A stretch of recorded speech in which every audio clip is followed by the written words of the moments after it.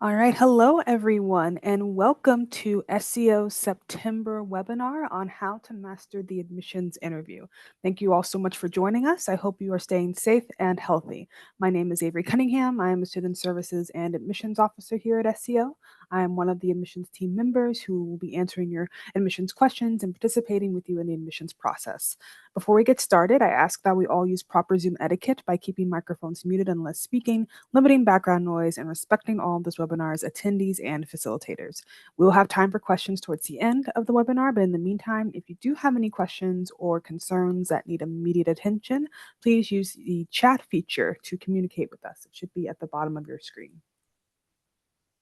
Today, you'll be hearing from our VP of Student Services, Joe Hauser, and a member of our faculty, Dr. Cynthia Hurd, as they discuss some of the best ways to prepare for your admissions interview as a prospective student and leave a positive, lasting impression with your interviewers, including some interview essentials, the overall admissions process, how to prepare before the interview, and how to prepare or present yourself during the interview itself. Now, before we get started, I will remind everyone this webinar is being recorded and will be free and available to view starting next week on our website. And with that, Mr. Hauser, if you want to introduce yourself and get started. Thank you, Avery. My name is Joe Hauser. I'm the Vice President for Student Services, and welcome to this webinar. Hopefully, based on the presentation and the feedback from myself and then Dr. Cynthia Hurd, later, hopefully, I'll give you a little bit of a better perspective of what we as an optometry school are looking for an interview. We do believe that even though all optometry schools interview differently, there are certainly a lot of similarities and components that you can take away for other schools, but we do interview a little differently at SCO, and we'll certainly cover that as we go through the process.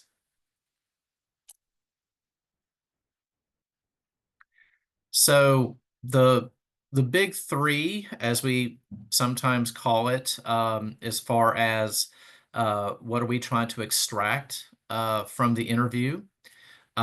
What is your experience? And a lot of that is centered around your optometric experience. Are you making a wise choice about choosing optometry? It does go into your academic experience as well, but we certainly want to make sure you've done your homework. If you think of it this way, you're not coming to optometry school to be a student. You're coming to optometry school to eventually become an optometrist, and that might be a 40, 50-year career. So we want to make sure before you start this journey that you have done your due diligence to make sure that this is truly a good fit for you, and that's fleshed out on the interview. Do you have the discipline to succeed? We look at things like time management. If you had a struggle, whether it be an undergraduate or just life, how did you rebound from that? But looking at time management and resiliency, because obviously a doctoral program is very challenging and difficult, we want to assess as much as possible that, when things don't go your way, do you have the resiliency, the commitment, and the experience to bounce back from that? And so that's something that we evaluate. And then certainly, have you thought this through as far as what, as I said earlier, you're coming to optometry school to be a future optometrist, not a professional student.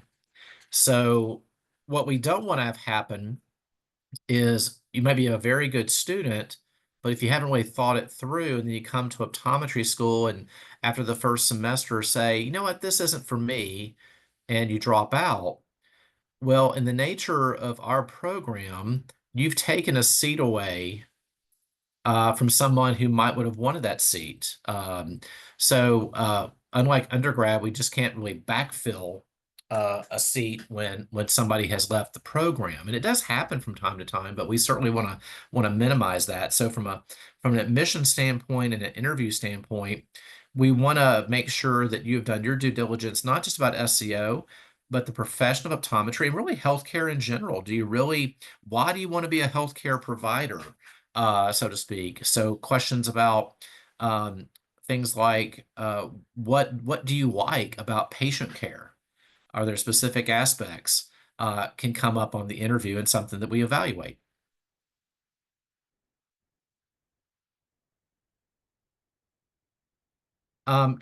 Shifting over to experience, we one of the questions, and I'm one of the backup interviewers, so I've interviewed as well as doing some counseling sessions. Um, a really early question on would be like, what kind of work or shadowing have you either worked as an optometry tech or shadowed in different offices? Because optometry, as you probably know, or if not, you will hopefully soon know, can be practiced in so many different ways. I always give this analogy.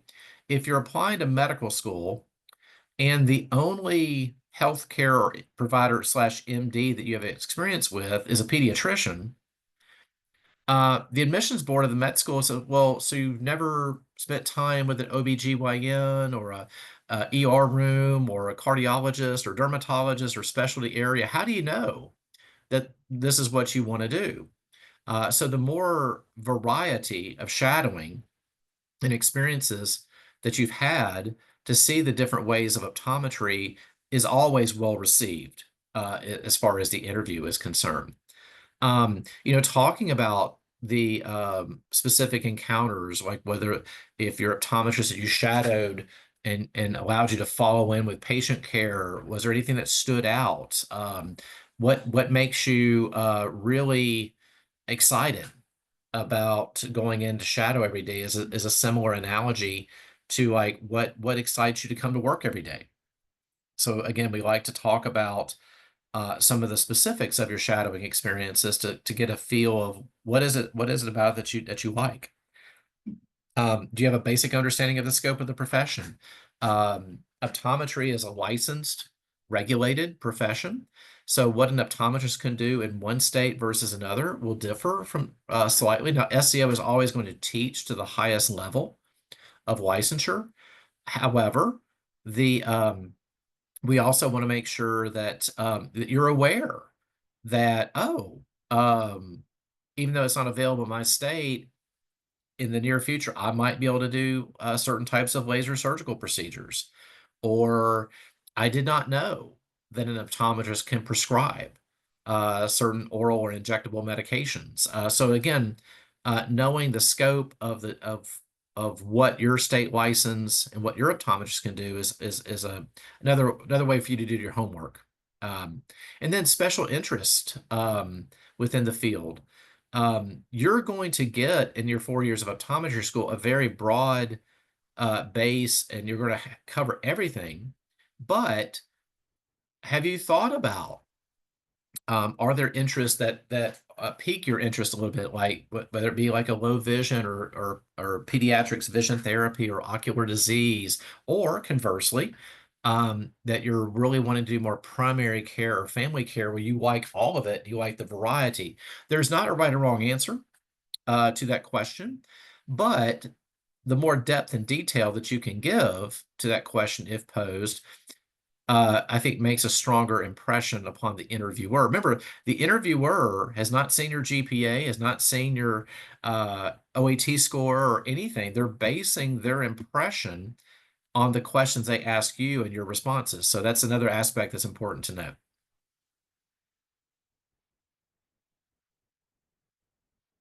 So do you have the willpower to succeed? Another word for this would be resiliency. I've used this term a few times because in a doctoral program, there will be moments that you kind of get, you know, um, you may have a down moment with that. If my mentor always said it this way, if it were easy and anyone could do it, would it be worthwhile? And only about 1% of the US population has a terminal or a doctoral degree. So you're trying to become in that top 1%. And I don't mean that in a haughty or uh, any kind of ego way, but really more representative of if you're to become a doctor, it it may not always be easy. So we like to understand or see what a student's willpower or resilience. So giving examples of like life school balance, as far as when you were in undergrad, how many hours did you take? Were you involved in outside activities? Did you work?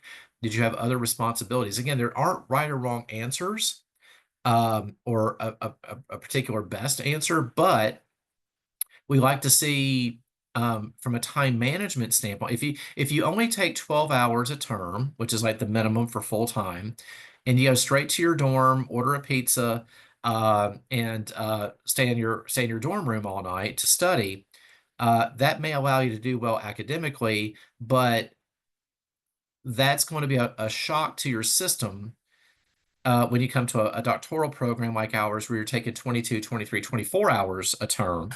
So the busier that you have been and have demonstrated provides us, another assessment of saying, okay, yeah, he or she was taking 15, 16, 17 hours, working 15, 20 hours a week, involved in these organizations, had these hobbies.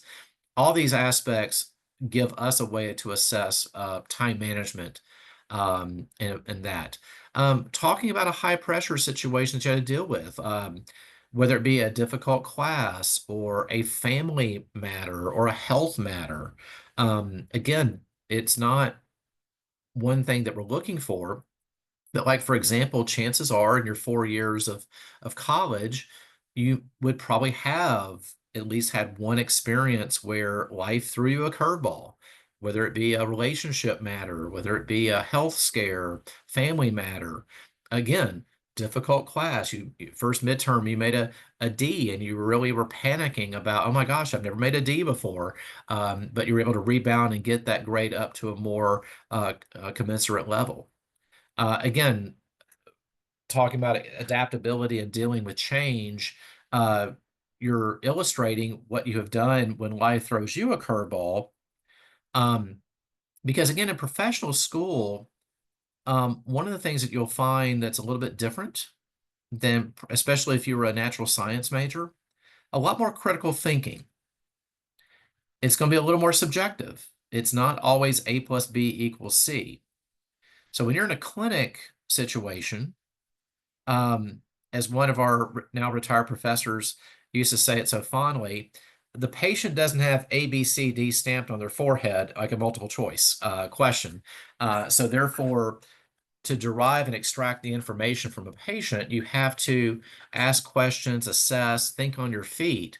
So that's a little bit different than maybe standardized testing or testing multiple choice questions that you've taken on your, academic test. So the more that you've had to deal with life experiences is something that often allows you to take those experiences and apply it in a setting like this. Ability and willingness to sacrifice. What we mean by here is,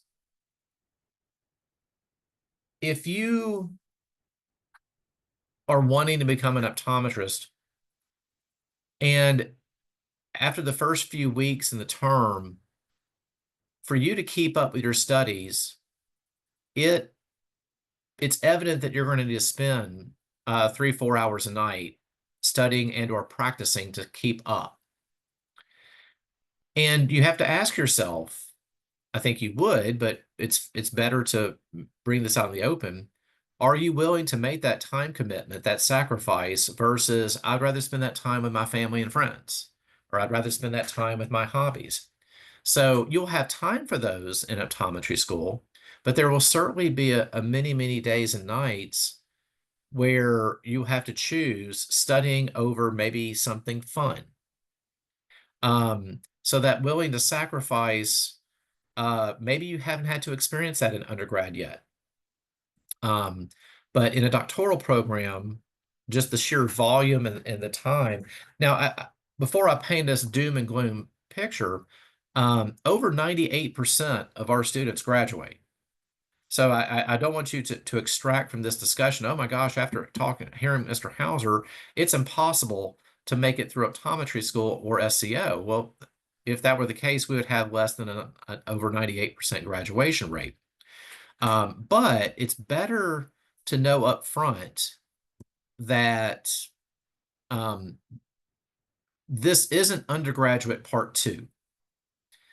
So therefore, anything that you can bring, demonstrate, or show your adaptability, willingness to change, willingness to sacrifice, gives us a better feeling or grasp of, hey, this applicant, this student knows what's expected.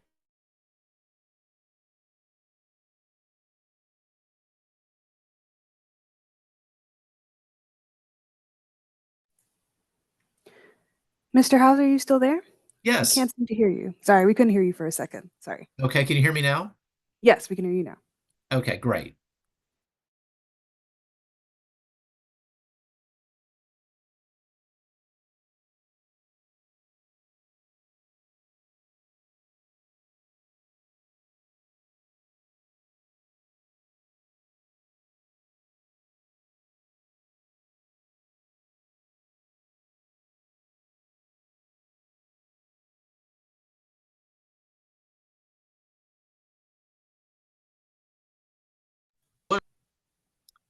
So have you done your homework? You may hear this you may hear this from me on the interview day, but I'll say it in advance. Remember, you're looking at us just as much as we're looking at you. Sometimes that's forgotten as far as applicants are concerned, as far as the interview day.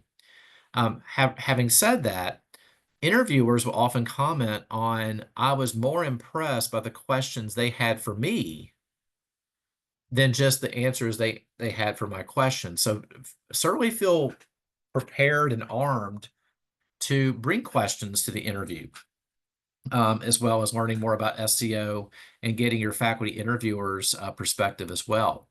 But as far as doing your homework, as far as understanding the commitment involved, that again, you're going from maybe taking 15, 16, 17 hours in undergrad to 23, 24 hours, and none of those courses are electives. So understanding the volume and the time commitment uh, serves you well as by doing your homework.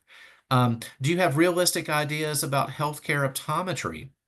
So I'll kind of do an outlandish example. I want to make $1 million a year and work 2 days a week. Well, that's not realistic. Optometrists do earn a very attractive income and salary, but also the the harder you work or the more that you work typically can translate into the income or building a practice. Also, if you're starting a practice, your first couple of years may be a little harder as you build and grow that practice versus once your practice is established and settled. But just things like um, depending upon where you practice, like if you're in a small town and you're the only optometrist in that town, you might get a few evening and weekend calls for an emergency situation. So just things that I think the school does a great job of sharing with you what to expect. And certainly the faculty as optometrists will also share with you what are some of these quote unquote real world expectations.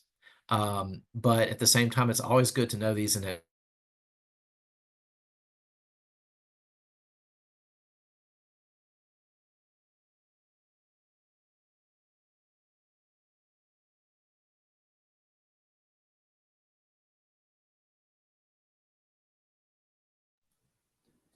So sorry, Mr. Hauser, we lost you again. Can you hear us?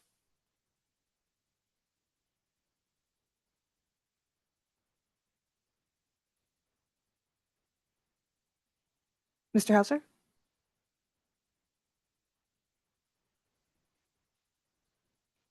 Hello?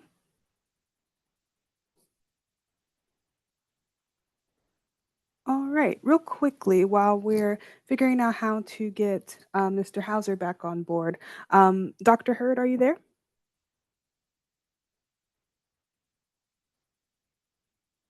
Yes, I am. All righty, how about we go ahead and do your Q&A, and then if Mr. Hauser comes back, we can jump back to his section a little bit later, if that's okay. Okay. That'll work. Alrighty. So, Dr. Cynthia Hurd, if you wouldn't mind introducing yourself real quickly and talking a little bit about your history and how you came to SEO and your role usually within the admissions process, and then we'll jump into some questions. Great. Um, Again, I'm Cynthia Hurd. I've been at SCO for 17 years. I graduated from Ohio State College of Optometry in 1992. I also completed a residency uh, in geriatric vision and vision rehabilitation, which is also considered low vision, at the Birmingham VA Medical Center, affiliated with UAB. I taught at Ohio State in the clinical program for 14 years before I moved back closer to home, which is Mississippi, Jackson, Mississippi, and so I've been teaching here now for 17 years. I work with students mainly in their third and fourth years. I teach a low vision lab where in the beginning of their third year, they actually have a low vision course. And so there's an accompanying lab where they learn how to use equipment that's specific for that particular clinic in service for patients. I also work with third years in adult primary care, which is our largest clinic at the Eye Center. I work with fourth years also in primary care at University Eye Care, which is our one of our primary care clinics in the city of Memphis on the University of Memphis campus. So that's just a little bit about me.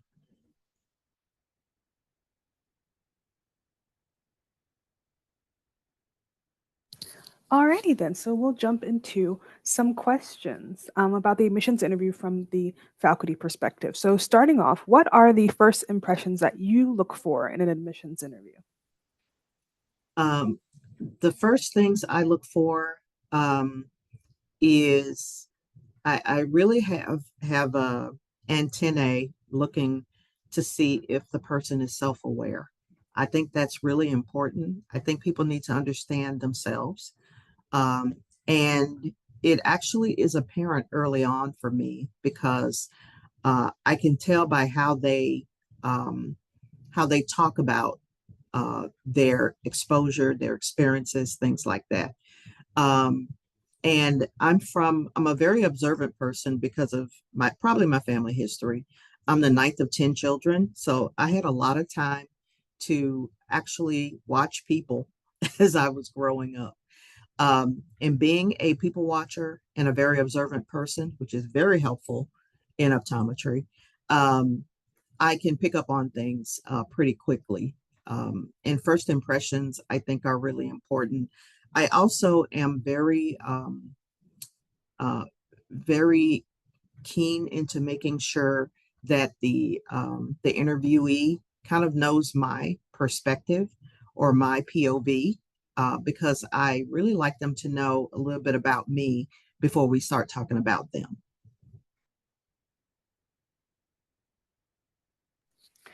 Thank you so much. And how do you feel the fact that these are blind interviews impacts the experience?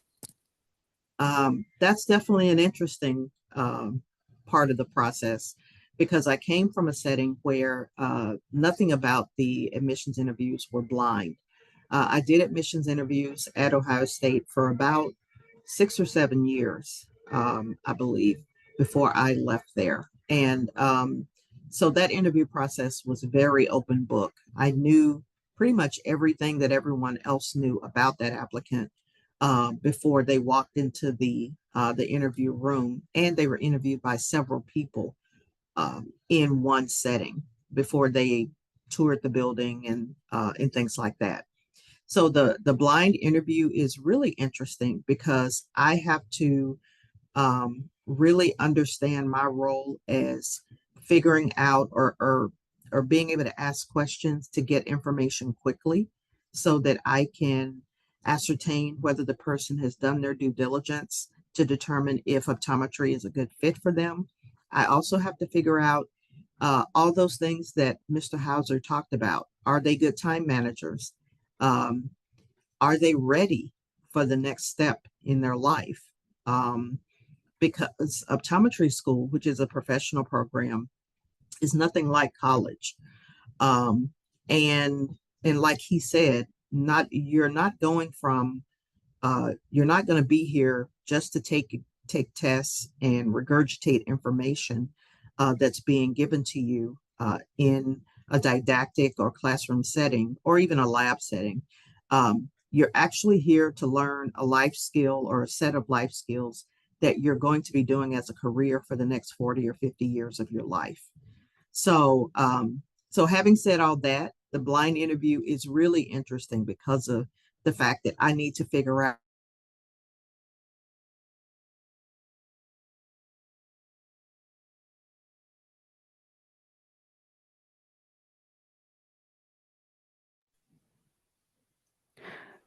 Apologies, Dr. Hurd. Could you repeat that? We seem to have lost you for a second as well.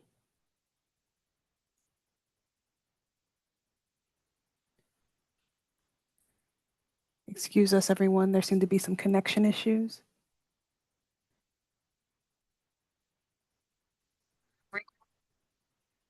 Dr. Hurd? Sorry about that. I just dropped off all of a sudden.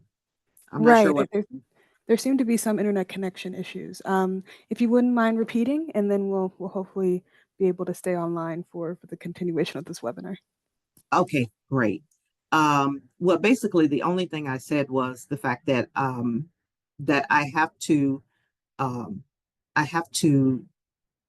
ascertain a lot of things just from talking to the individual, and I have to figure out how to ask questions so that I can get the information that I need to make an informed decision to pass on to the admissions committee.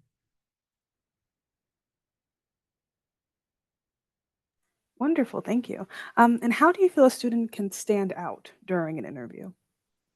Um, I find that the students who stand out to me are those um, who kind of have a story in their mind that they can tell me. Because I only have a very limited time with the interviewee, I need to gather a lot of information so that I can give a good recommendation. And so the person who already kind of has their optometry story in mind and who can kind of tell me about their journey without me asking several questions to get that information. Sometimes I do find that it can be a little difficult to get information out of people if they give me short answers, and they have to understand that I'm here to learn critical information in a short period of time. So getting them to reveal to me some things, even things about their family life growing up, like for example, if you're the oldest in a family of several children, that says a lot to me because birth order is really important when it comes to how people function in the world. So just knowing things like that, knowing if you grew up in an environment where maybe your parents didn't go to college and you're a first generation college graduate or about to be a first generation college graduate. Those are really important things that I can't always get to in the form of asking a question. But if they're ready to tell me those things, then I can learn key information quickly. Thank you. And what do you feel are some of the most common errors that students make during an admissions interview? Not telling me their story. So it kind of goes back to the last question. Um, Making sure um, that they give me an idea of how well they have researched optometry as a profession. It's important for me to know things like how many doctors or practices have they shadowed? What types of practices are those? Do they plan to, do they have a plan in case they are still in the process of shadowing, um, where they want to maybe observe certain kinds of practices they haven't had the opportunity to observe? So telling me things without me having to prompt it or drag it out of you is really important because I don't want to pull teeth in the process of the interview process. Thank you. And then, in your opinion, what is an example of the most impressive interview you've conducted, and maybe an example of the most unimpressive? Um, So the most impressive interview I've conducted was probably with a student or prospective student who who was able to give me really succinct information and told me a narrative. Um, I love storytelling, and because I can talk to anybody about anything, and them being able to give me a narrative and tell me the process by which they decided on optometry. Even from maybe from the time they discovered optometry at first to the fact that um, once they did some observation and practices, maybe they worked in a practice or even more than one type of practice. Um, just giving me the story in a succinct manner. That really, really impresses me.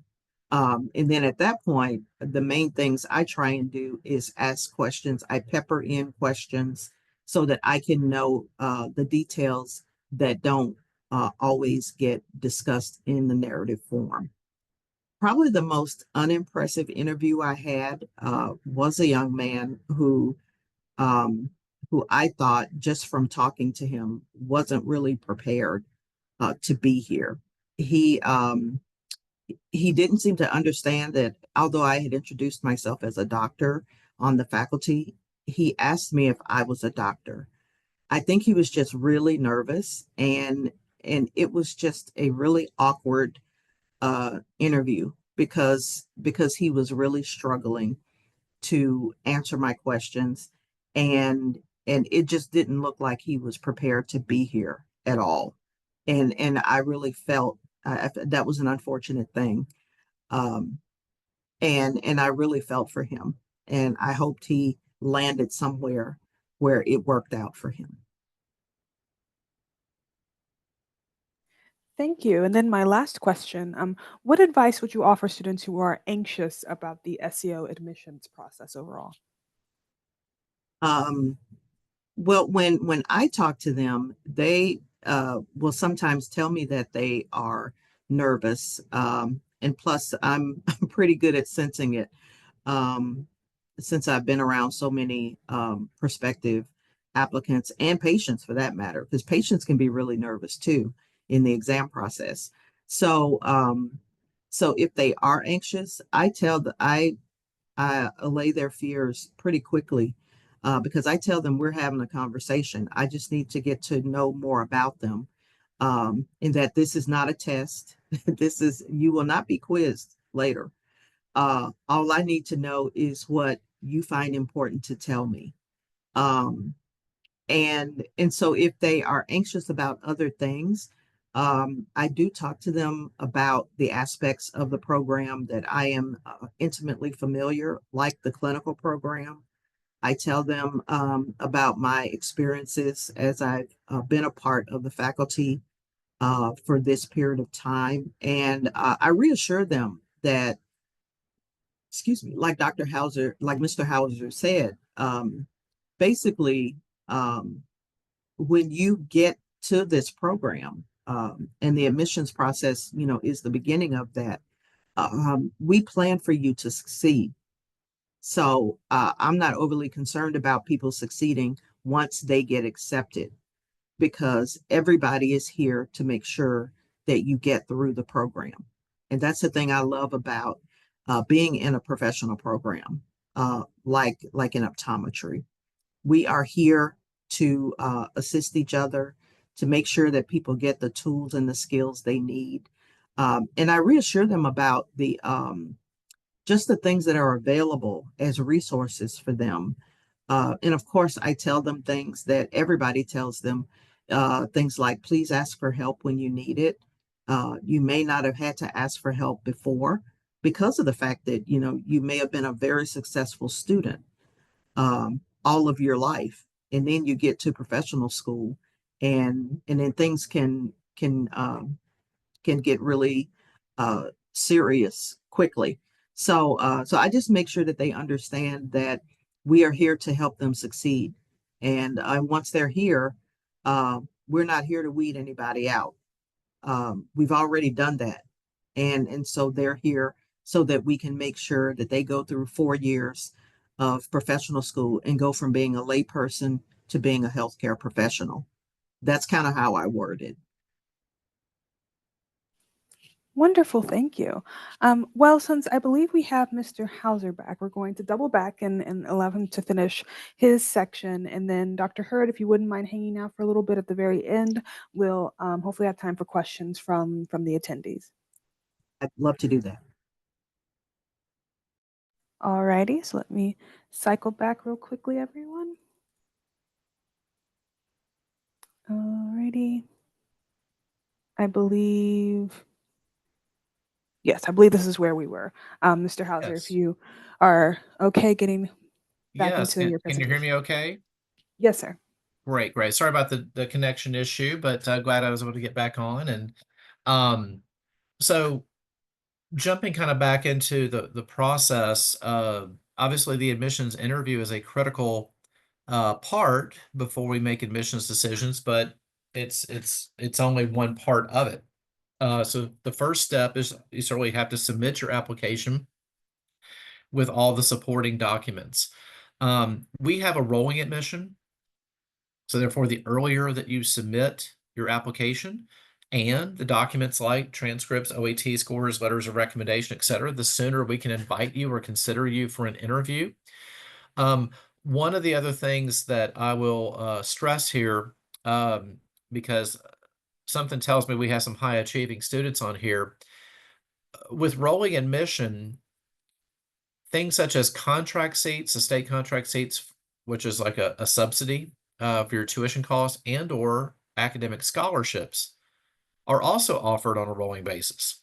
So if you wait until later in the cycle to apply and submit these documents, you might miss out on several thousands of dollars in funding simply because we as the admissions committee, like we're now 2 months into the cycle, and if someone applies a little bit later, uh, we can't say, "Oh, we held a spot for you," because we do review as the applications come in. So it's very important to get your application in with your supporting documentation. The second step is, again, it's processed and transcripts are evaluated. Do you have a competitive GPA? Uh, I'll throw the OAT in there as well. The third step is the full review of the application, which would include your letters of recommendation, an assessment of how much shadowing. One of the things that we do, if we feel like you have not at least put forth in your application that you've had sufficient shadowing or exposure to the field, we may reach out to you to suggest that, because as Dr. Hurd shared, and I think I noted it in some of my comments earlier, if you don't have a lot to talk about with your optometric experience, that will minimize the impact of your interview. So instead of rushing you to get here for an interview, if you've had limited exposure, we have written applicants before strongly suggesting that before being invited for an interview that you get more experience and then let us know. Then we invite, because that way you have a greater chance for your interview to be successful. If you've shadowed only one practice for 10 hours, that's not a lot, and therefore your interview may fall short of expectations. Conversely, if we contact you with that concern and then you go out and spend several hours with maybe another two practices, then that should um, bolster your knowledge level and make the interview go smoother. So that's another part of the initial review that we look at. Then we make the selection to invite for an interview. You are notified by email, and then there's an online calendar from which you to choose. We typically interview on Fridays. We do have some Monday interviews in September and early October, but Friday is kind of our standard. We said it helps with travel. and missing less school with it being on a Friday or a Monday.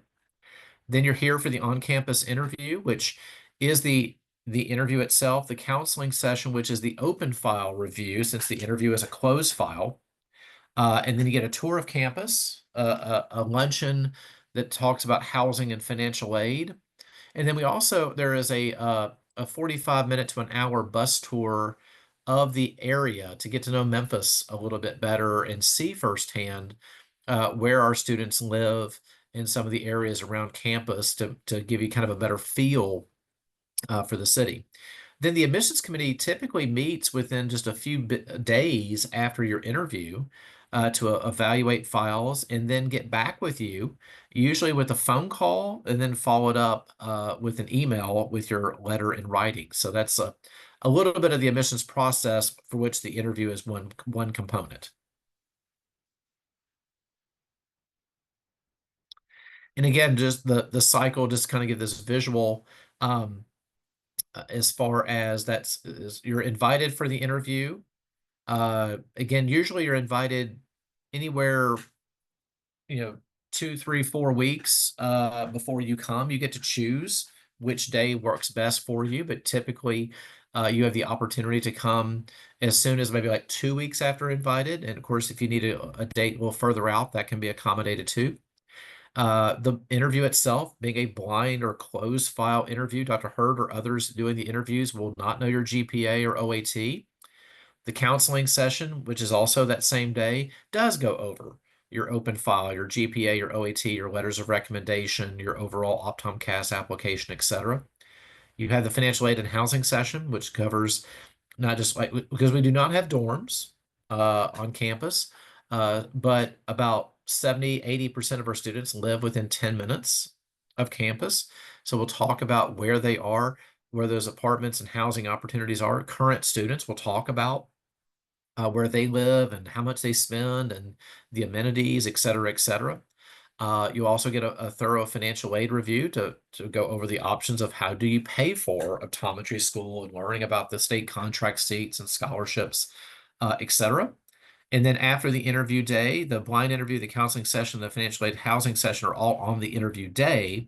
And then usually a few days after the interview, the admissions committee gets together and reviews, and then we start notifying applicants on their status.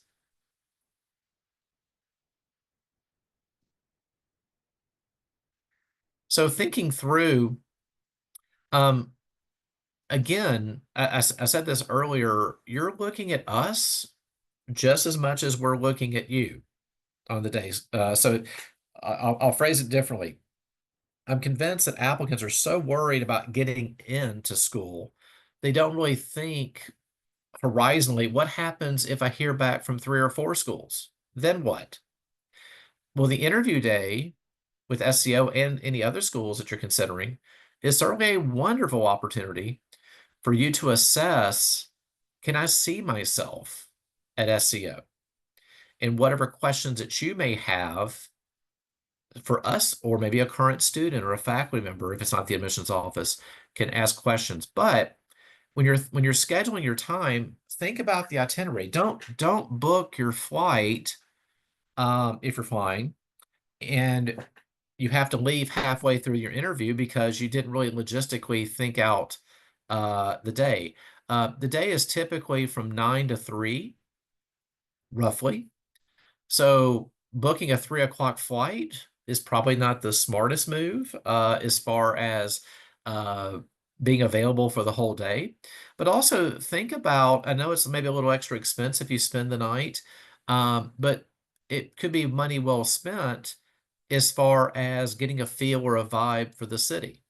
So as you're thinking about whether you're driving in or flying in, think about, okay, from 9 to 3, I'll be on campus, and it's a Friday. Well, why don't we stay Friday night and kind of explore Memphis a little bit, look at housing, maybe get a good place to eat. We'll certainly give recommendations on places to go and things to do.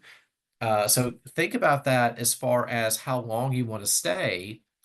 And then what do you want to see as far as Memphis is concerned? As far as bringing guests, we often get the question, should I or shouldn't I? It's completely up to you. We do allow for an applicant to bring up to 2 guests. We don't have the capacity if you wanted to bring like 9 people. We do have a space limitation because we have 12 people interviewing on a day, but you can bring 2 guests. It just depends on whether that makes you more comfortable or not.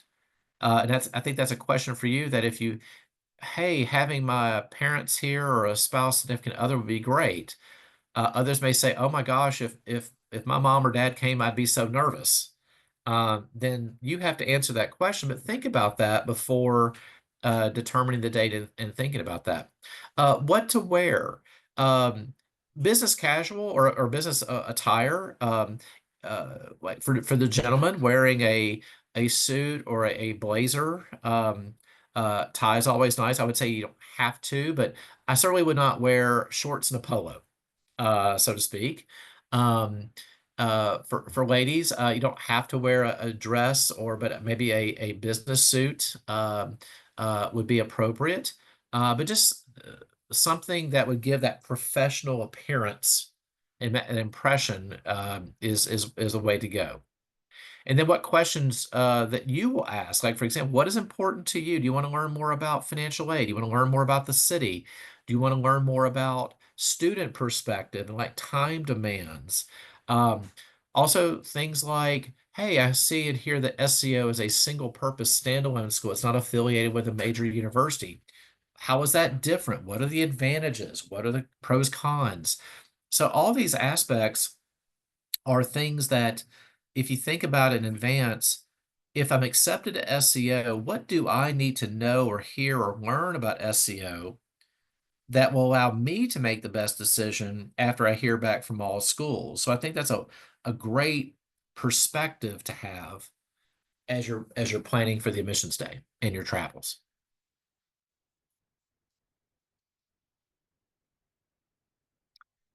So preparation being the key. When you're talking about again, Dr. Hurd talked a little bit about this too.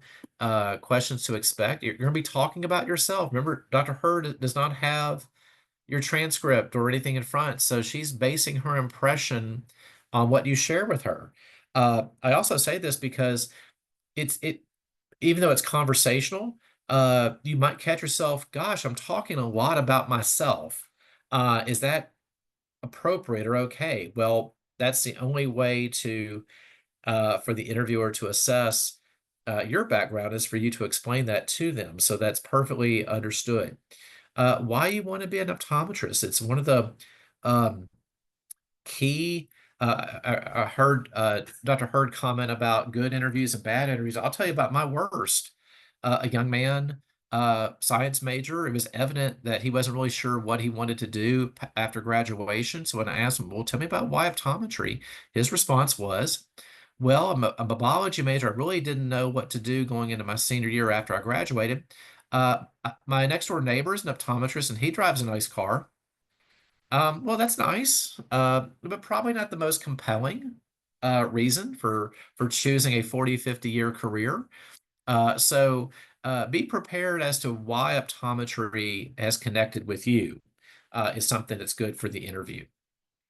Again, talking about your life experiences, I think we talked about this earlier about your ability to react and rebound and your resiliency that when life throws you challenges like family matters, relationship matters, academic matters, and being able to bounce back and that resiliency is important. Again, not to scare, because remember I said earlier, over 98% of our students graduate. So it's not like you're going to training to become a Navy SEAL or something. It's doable, but it does require focus and attention. Um, Sometimes this isn't always asked, but like, hey, if you don't get into optometry school, what would you do? And again, there's not a right or wrong answer to that, but um, maybe a student would say, well, I want to be in the healthcare field, so if I'm not admitted to optometry school, maybe I do something else in the health field. So it's not meant to be a trick question, but sometimes it gives you a chance to kind of evaluate how you have come to determine that healthcare is for you in general, and if not optometry, what else would you consider? Also things like if maybe there are one or two things that you really wanted to share and make sure your interview heard about you, but maybe it didn't come out, or the questions that the interviewer asked didn't really allow you to share those things. You certainly will have a chance, if not beforehand, at the end of the interview, to mention one of my more memorable applicant uh, uh, brought up, and he said it exactly this way, which was incredibly humble. He goes, "Well, Mr. Hauser, and he said it this way, I sort of qualified for the Olympics." And he did. Josh McAdams participated in the 2008 Olympics in Seoul. So that was something you don't hear every day. So therefore, we kind of talked about his preparation and path to qualifying for the Olympics and going to the Olympics. So that was something that he certainly, and rightfully so, wanted to share. And then again, asking the interviewer questions as far as, Dr. Hurd, what do you like best about working at SCO? Or what is your role? How do you work with students and things like that is a very appropriate and fair questions to ask too.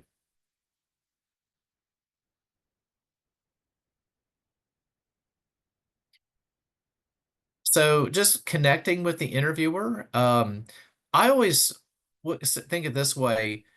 I think it's a wonderful perspective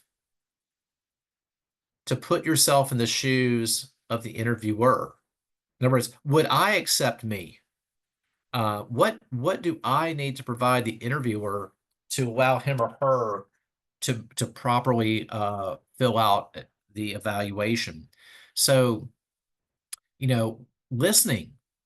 Um, Sometimes it can be a little frustrating when we ask a question and it's evident that the applicant is answering it differently. Um, I we're in the political mad season of a presidential race. I sometimes chuckle when I watch like a Meet the Press or something like that, and I hear a politician say, "Let me make myself perfectly clear," and all they do is say what they want to say, not answering the question. So it's refreshing and helpful when an interviewer asks a direct question or a specific question that you try to answer it as directly as possible. It gives the interviewer the chance to say, okay, he or she heard me, listen to my question, and directly try to answer. That's very appropriate. Was the exchange pleasant? Was it energetic?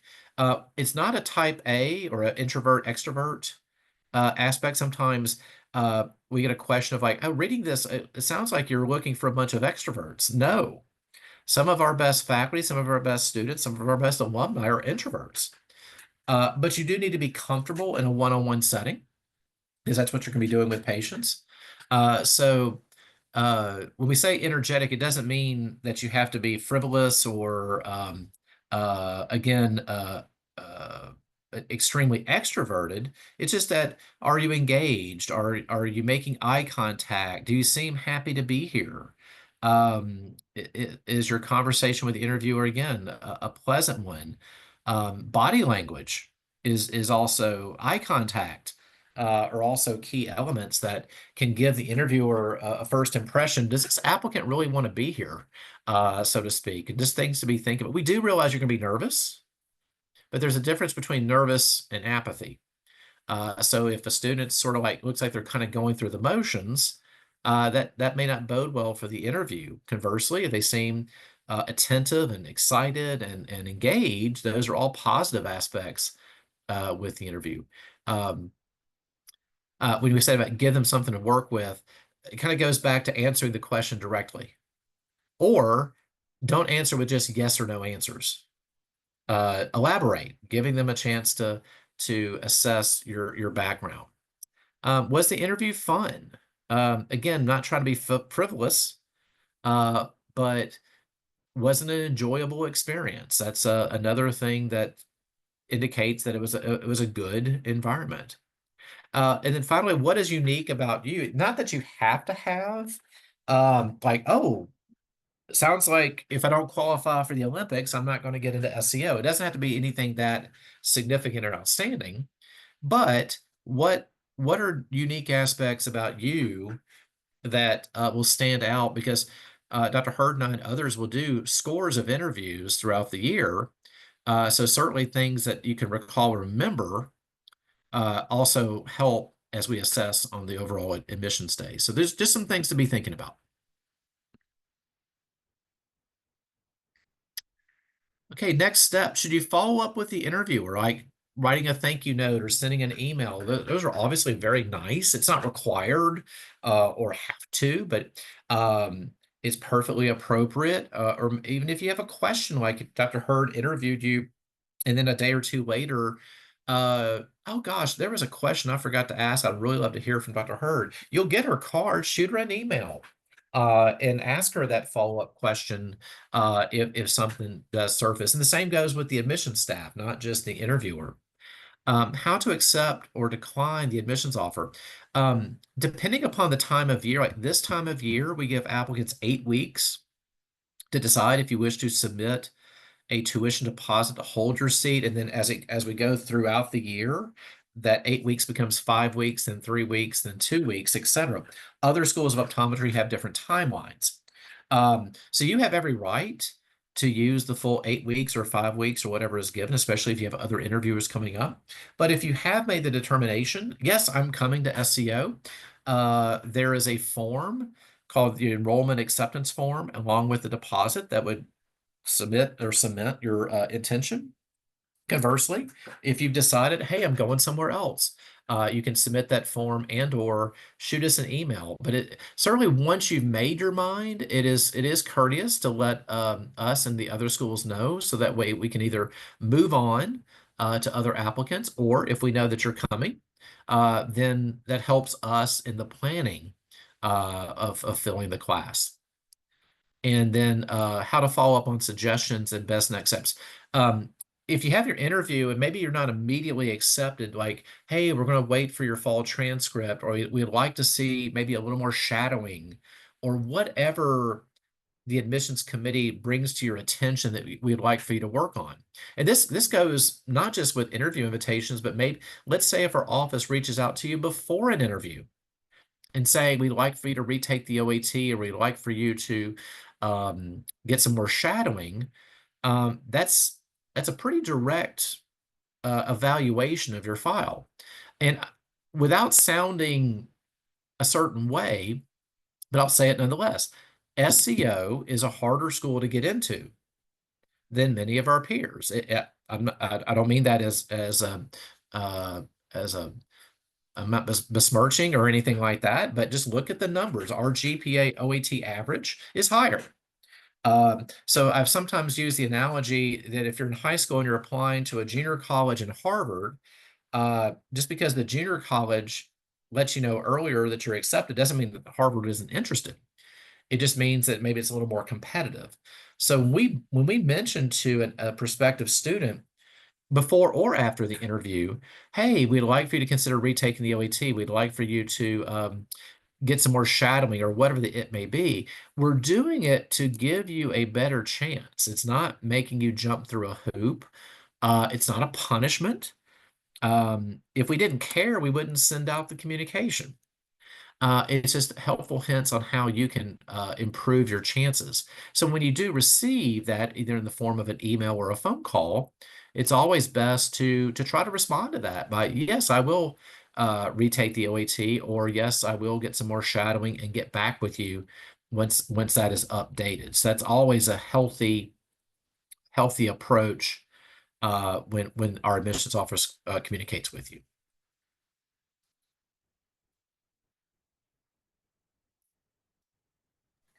All right, I think that gets us all caught up with the presentation. Now that we've heard from Dr. Hurd and Mr. Hauser, if any of our attendees have any questions for either of them, please feel free to drop them in the chat or the Q&A feature, and we'll be sure to get those answered.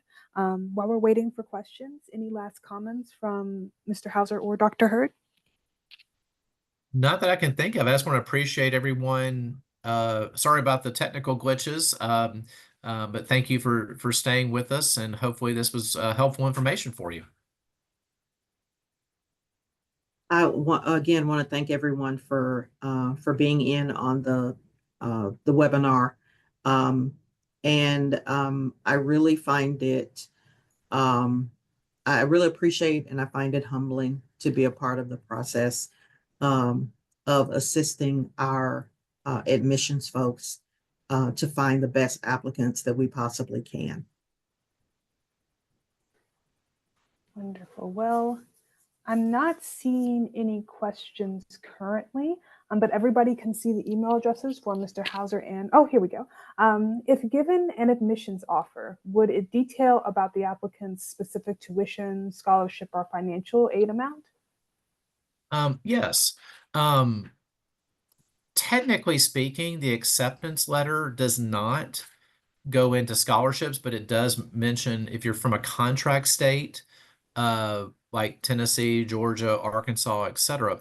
If your acceptance is with a contract seat, scholarship decisions are made within 24 hours of admission, and is communicated but separate from the acceptance letter.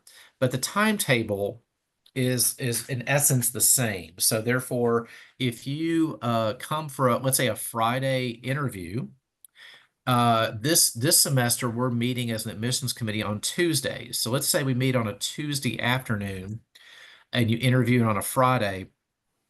By the following day on Wednesday, you will first get a phone call uh, of one of the admissions officers reaching out to you to verbally give you an update and also see if you have any questions. And of course, it's followed up in writing by email, a PDF copy of your acceptance letter. And if you were to receive a scholarship, it is offered again that same time period so that you know not only if you're admitted, but your status with scholarship so that before you make a decision on, am I going to attend SCO or not, we fully understand that it benefits, ironically, it benefits us as well as you to provide that to you so that you know, okay, I've heard from SCO, I know it's tuition, I know my status on whether or not I have a contract seat, and I know my status whether or not I have a scholarship and the amount.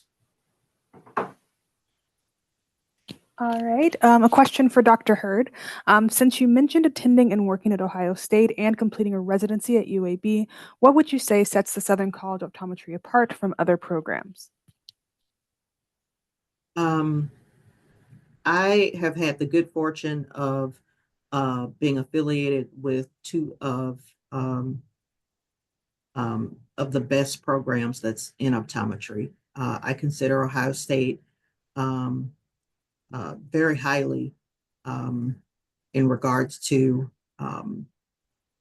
the applicant pools or the individuals who are allowed to interview at those places. And UAB is another program that's really very competitive, probably because of the numbers of individuals that they accept into each of their classes. It's so much smaller than the other programs, so they have to be very selective. Um, so the thing that is really um, I would say that is the thing I appreciate the most about Southern College of Optometry is the fact that it is an independent single entity program. So all we do is optometry all day, every day, as opposed to being a part of a larger campus like Ohio State, which is crazy town because it's such a big campus. But having been there, as a excuse me, as a student and a faculty member, um, it's optometry is a very small department on a really large campus. So you can be as involved in things around you as you want to be, or you can just stay in your own little area and just focus on optometry. That was the thing that I really appreciated about being on such a large campus. I also appreciate being on a campus um, where everybody essentially has the same goal here, and that is to make visitors feel welcome and to make sure that if people have questions or concerns, that those things get answered. So not only when you come to SEO, do you meet with faculty, staff, ambassadors, which are our students who help us with our tours and things like that. But you also meet security. You meet people who are doing just the work around campus, and you'll just see how people interact with each other. Um, and it's kind of seamless, and that's one thing I really um, appreciate about being here. When people say that it's like a family, um, I definitely agree with that. And I see that all the time. I live it all the time while I'm here. Avery, if Thank I you. can just add, I totally agree with Dr. Hertz. I too came from a state university before coming to SCO. And one of the things that I have observed, and I think our students comment on this too, being single purpose in a private school allows us, I think, to be a lot more fluid and responsive. When I was at a state school before here, the running joke was we can't even change the toilet paper without getting the governor's permission. And wasn't that bad, but there are a lot more, it was a lot more bureaucratic and a lot more Yep. steps to get things done. Being single purposed and standalone allows us that when our faculty, our administration, our leadership wants to do something, there's really nothing standing in our way other than our, fiscal capacity or anything like that. So I do think, like for example, with the expansion of scope with laser technology and surgical procedures, SEO has really led the way or been on the forefront of that because we were able to make some things happen and implement in our instruction and our curriculum probably a little bit easier than if we were a part of a major university. So I think that's one of the other, I'm not saying it's better or worse. I just think it's different. Especially for those of you that you probably haven't been to a single purpose school because an undergraduate, by definition, it's not. But that is one of the unique aspects, and I think in that respect, beneficial that makes SEO stand out. Thank you. And then we had a couple more questions come in. What can some of the non-traditional students do to be a more competitive candidate? Someone who may have taken longer to finish a bachelor's program. Well, by definition, you may very well have more life experiences. So therefore, if I were interviewing a non-traditional student, I would be interested, either whether it's in the interview itself or looking at the file, looking at those life experiences, whether it be work, whether it be a career change, whether it be uh, just involvement in activities. Uh, so from that standpoint, I'm not saying traditional or non-traditional, there's an advantage or disadvantage. But if you were a few years removed from school, or maybe it took you a little bit longer, let's talk about was it a change in major or a change in career paths or and why? So it's not really a right or wrong answer to that. But I've often found that non-traditional students or having some non-traditional students in the program, which we do, might bring a certain maturation or maturity level that just being a little bit older and having some more life experiences can kind of bring that maturity and perspective to the class, which I think is healthy. I agree with Mr. Hauser. I really appreciate having non-traditional students as part of um, a part of the student cohort, because they do bring perspective, and sometimes they are the people that I might seek out if I need to know something off the record, for example, about what does this class think about this, that, or the other.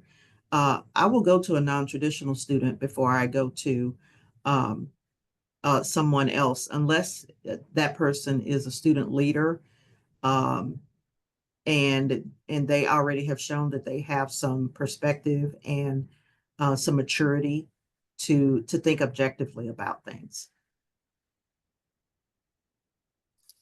Thank you. We have a couple more questions. Since SEO has a rolling admissions process, do they have a set date or week for the final interviews that they'll offer? We typically interview through March. Yeah, of course, the application cycle opens usually around July 1, and we'll start interviewing in August. So we've already started and made a decent dent into the number of applicant interviews, even for the application cycle for this year. I will say that if you're interviewing in February or March, there are fewer seats, and therefore it's tougher. Not saying that um, um, a strong applicant wouldn't be considered, but just by sheer math, there are fewer seats and still a high number of applicants. Whereas early in the cycle, um, the math is in your favor, and not just for acceptance, but also when it comes to contract seats and scholarships. Um, so if you're applying late in the cycle, it might help you to have a prepared answer of like why. It's and again, there could be a perfectly valid reason like, hey, I didn't realize I was going to have my prerequisites done until late in the cycle, and once I did, I wanted to at least give myself a shot. Or I came to optometry a little bit late. I was pre-med or pre-health or undecided, but I started shadowing my optometrist in the fall for the first time, and it really registered with me. So I know I'm a little bit late, but I feel like I've gained a lot of great experience. Those are all valid reasons.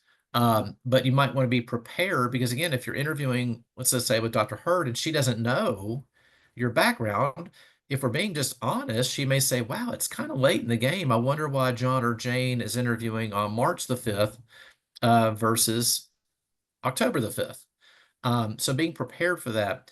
But we do interview typically through March. The application deadline is March 1. So we do make a review once the deadline is come and gone. We usually send out our last batch of interview invitations in early March for the remaining days in March for interviews. But again, as we stressed before, with a rolling admission, it certainly helps and improves your chances. The sooner the better. Thank you. And then another question. What would be your favorite question to ask at the end of an interview if you were in our shoes and applying to optometry school? So your favorite question to ask as a student?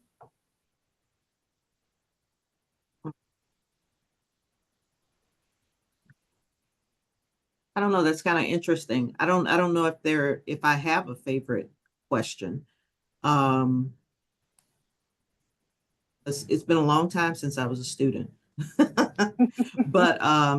But I think that um, just getting some idea of um, and I think we do a good job of answering questions like this, getting some idea of what's going to happen next in the interview process, just to make sure that you understand what's going to happen next, as well as making sure you understand things that, like what Mr. Hauser has already answered, like the fact that we're rolling admissions as opposed to um, looking at charts after a certain amount of applicants have been interviewed and then making decisions.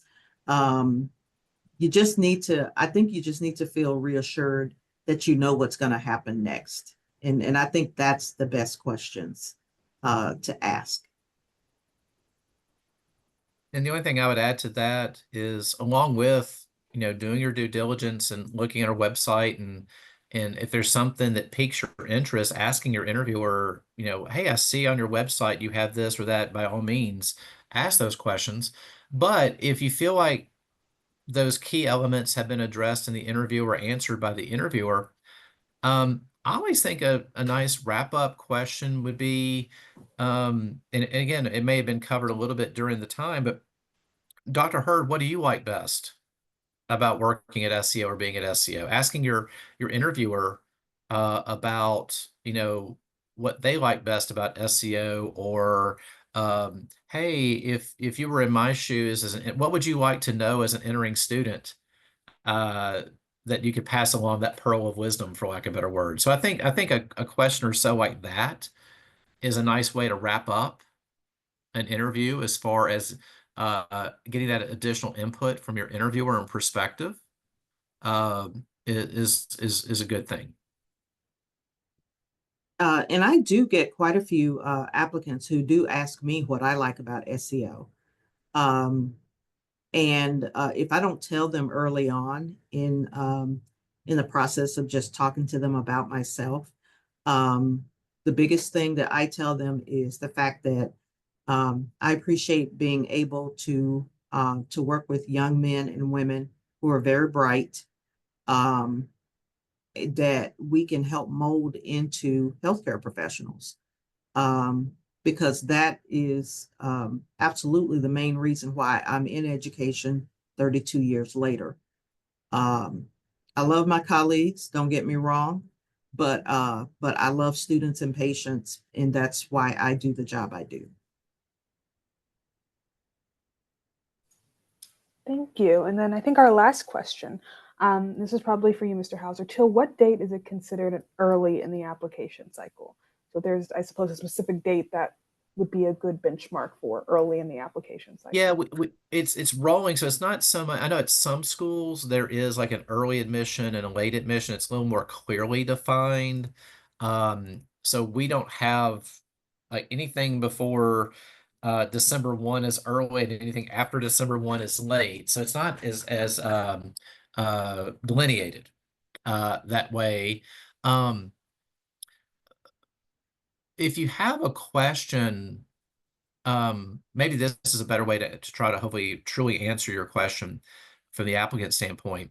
If there's anything that you feel is impeding your submitting the application, like, well, I guess there's no reason for me to apply until I take the OAT, or I guess there's no reason for me to apply until I get my optometrist letter of recommendation, or I guess there's no reason for me to apply until this or that. And that may be true. However, when I've counseled, I counseled a student just a few minutes before this presentation with basically that same question. And um, if you pose that question to someone on the admissions team and allowing us to provide you that counsel, it's a little bit of a clear pathway, because if you follow our advice, like for example, oh, I guess it's okay for me to apply before I take the OAT. Well, and the answer to that is yes. Um, and you do that, um, you're demonstrating that you're following instructions. You're demonstrating that you're listening. Um, so I do think if we try to make it fairly clear that early application, or the earlier the better, it doesn't have to be a specific date. So let me just say like this. October 1st is better than November 1st. November 1st is better than December 1st, and so on, so on, so on. But if you have a question or concern that's unique to you as to maybe why I might be holding out my application just a little bit, call us and let us talk to you about it. Because it might be a different answer for each different applicant. So it's I'm a little cautious to say categorically, under no circumstance is applying in December better than applying in October. So most of the time, the answer to that is yes. But if you have a particular concern or reason, let's talk about that. That might give you better direction and understanding. What you don't want to do is assume and assume wrong. That's the barrier that you want to avoid. And sometimes the only way for us to find out about that is to have a discussion about it. Alrighty, wonderful. Well, thank you all so much for your incredible questions. And as I said, the emails for both of our guest speakers are on the screen before you, so please feel free to reach out to them at any time if any other questions should come up. But this will bring us to the end of our webinar. I know we have covered a lot of information today, but I hope this has been of assistance to you all as you start on your optometric journey. Our next webinar won't be a traditional webinar. We'll be participating in the optometry virtual fair, where prospective students will be able to speak directly with admissions representatives and ask us questions about SCO, and also be able to speak with other representatives from all of the other optometry schools in the nation. All students interested in attending optometry school are really encouraged to register. If you haven't done so already, I invite you to request more information by signing up for our inquiry form. You will receive a personal advisor and a personal brochure with information relevant to your goals and experiences. Also, remember to check in next week if you'd like to view the recording of this webinar. Thank you to Dr. Hurd and Mr. Hauser for sharing your time and experiences, and a special thank you to all of our attendees who have joined us. We hope to see you all at our next official webinar in November. But in the meantime, have a great rest of your week and take care.